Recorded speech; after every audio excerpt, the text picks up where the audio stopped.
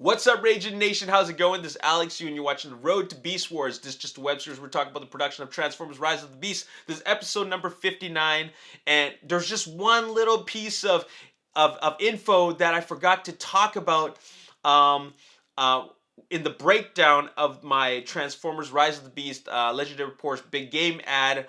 I just was watching it again, and I just noticed this, and that is, you know how, as we get more and more marketing, the CG rendering, or the robot rendering, okay, always looks slightly different or better or more improved than the previous piece of marketing. So the first piece of marketing is a teaser. Second piece of marketing is a big game ad.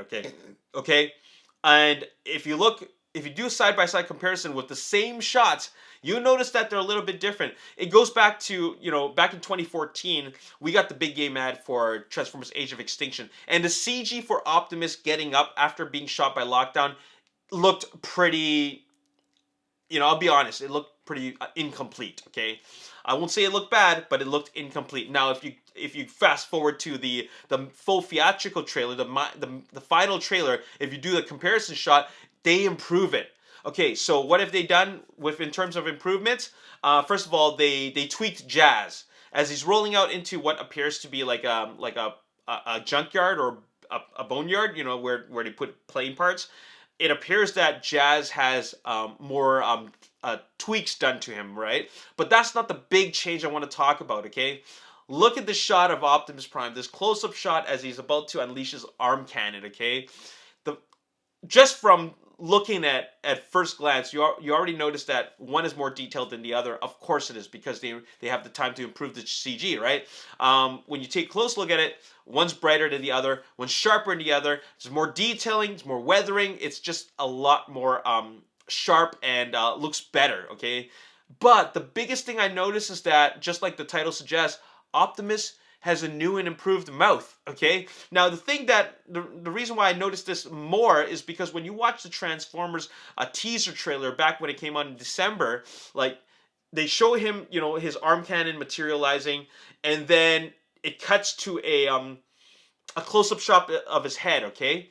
So in the big game ad, you'll notice that they hold the shot for a little longer before they cut to a different shot. And what you see there is you see his mouth moving. He's actually about to say something, okay? He wants to say something. But the way they made his mouth just looks very, very different.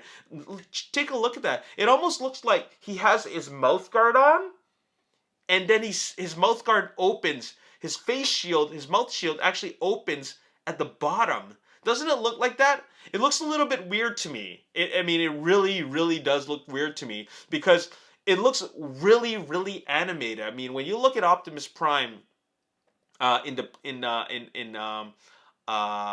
previous versions of him in the other movies, he does move his mouth, but it looks different. It doesn't look like that, because just like I said before, it looks like he does in fact have his face shield on, but only the bottom part of his mouth is moving. It's like there's a slit that cuts open of the face shield that just for it to do this. You know what I'm saying? So it does look really, really different, and it looks like we are getting a different version of Optimus Prime's head sculpt and his face sculpt, and in terms of how he talks. So is he actually gonna have a face shield? Like, what are they doing with that? Like, where are they going with that? Are they doing a thing where it opens up and then he talks, and then there's like a battle mask, right? Are we doing that? Or the battle mask stays on at all times and it just opens at the bottom? Okay, I can't really tell from the shot, but I'll tell you that it's very, very noticeable. It's glaring, and I don't know how I feel about it. It just looks very, very different. And I'm used to the whole face shield opening and closing, and when Michael Bay did it back in 2007, it moved in so many parts. You know what I'm saying? There was a lot of different moving parts before it revealed its mouth, right? However, then you go to Dark of the Moon, and then they just go like this, and then it comes down, right? It's just like, it's so fast. But in this one, I don't know I don't know how they're gonna do it. It looks really, really different.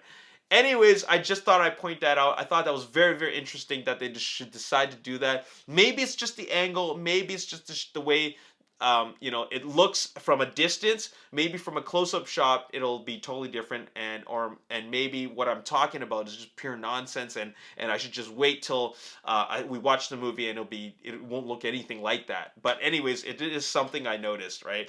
But like but overall, these are two very different shots because they improved them all and made tweaks here and there. All right. Anyways, that's all I gotta say in this episode. Thought I'd share my thoughts with you. This is like part 2 of the breakdown, but this shot was very, very interesting to me. My name is Alex. Thanks for watching. I'll see you next time. Peace.